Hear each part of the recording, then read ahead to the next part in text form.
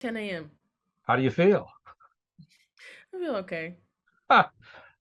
Thanks for talking to me. This is for Stereophile, which is primarily we do a lot of music features, but we really cover hi-fi gear.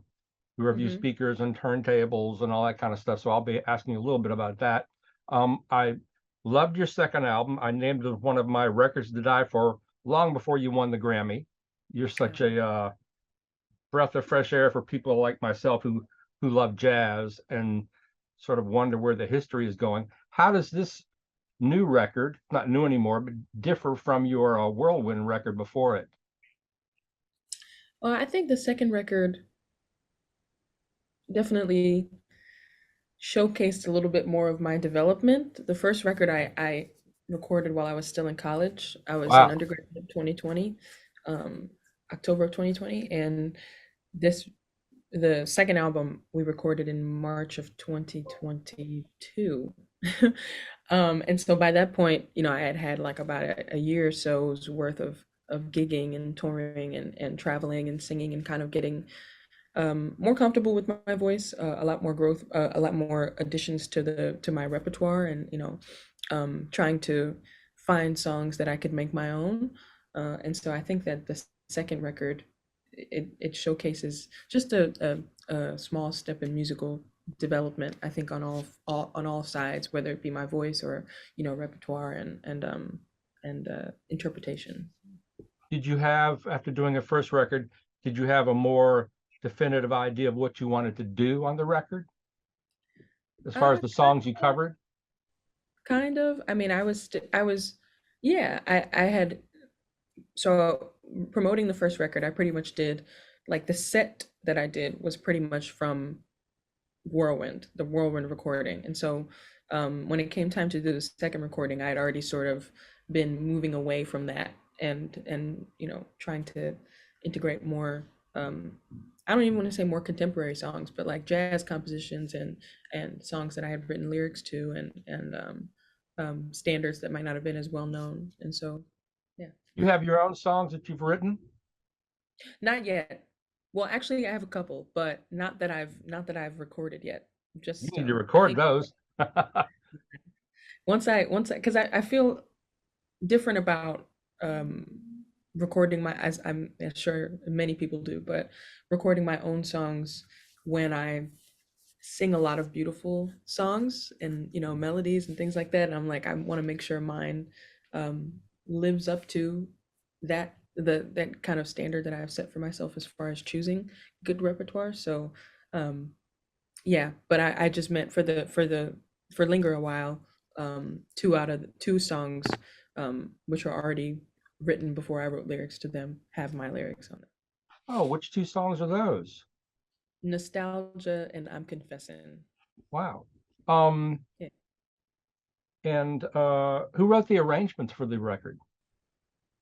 I collaborated with the musicians to do it. So like if I had an idea, I would share it with the, whether it be Pasquale or the piano player Ben.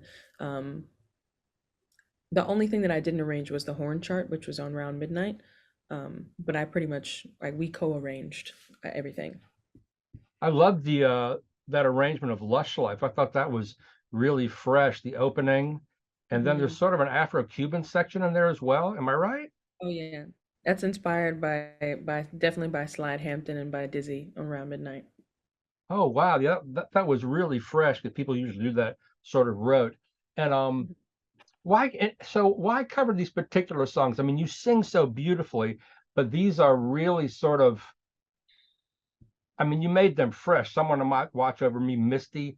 I never thought I ever wanted to hear Misty again in my life, but you really made them fresh, and you bring something unique and sort of noodly rich to them. But why such old and familiar standards? I think at the time, that was kind of what I was listening to, and listening to through artists, both instrumentalists and musicians and singers. Like, you know, I was kind of getting into Carmen McRae's, repertoire and what she listened to and what she'd recorded, as well as Sarah Vaughan. And I think that because their repertoire is mainly standards, that they don't have any. Well, Carmen McRae has a couple of original songs, but mainly I was listening to their interpretations of standards, and so that was what I wanted to present because that was what I was listening to, um, and I was listening to them interpret those old songs, which weren't, I guess, as old as at the time when they Yeah, recorded right. them, but recording them and making them new, and so that's what I, believed that I wanted to do at the time was record and make it new with my voice and my interpretation. Now I'm listening to a lot more singers, like Betty Carter and like Abby Lincoln, and they wrote original music and they had their own sound. And so I feel like that's also affecting, my musicianship right now and what I want to do as far as writing compositions and stuff like that. But I think each album kind of depicts what I was listening to at the time and what I was inspired by and what I wanted to present based on my Things. inspiration. And I definitely hear Sarah Vaughan, and I definitely hear Betty Carter in what you do when you sing more extroverted. I hear Betty Carter, that kind of big, bold thing. What is it about her that you like? Because all of these singers, they're not forgotten among people like us, but in popular parlance, they are. What is it that you like about Betty Carter or Carmen McRae? I'm curious. And it's so funny because like a lot of people they're like, why are you, I mean, not now, but I guess they're like, why are you singing jazz when you could be doing so many other things? And I'm like, well, if you listen to the singers of this music, who established the sound, each of them were singing jazz, but they had their own style that they contributed to the music. And so I think of it not as like a box, but like it's like an open door. And so with Betty Carter, I really I love the liberties that she took when it came to singing the melody and kind of redefining what it means to interpret and storytell. Um, because I guess when you listen to Ella or Carmen or Sarah, well, Ella or Carmen, they deviate from the melody, but you can pretty much, um, hear the composer's you can hear the composer's foundation that's being laid, with uh I don't know how to say it, but with Betty Uh, Carter, I loved the individuality, and I love the fact that I mean she was one of the main ones where I felt like wow, she could have written this song or she could the way that she, took songs and like rearranged them and like had such control and power when it came to like her band and when it came to like leading. So yeah, that's what I admire about her.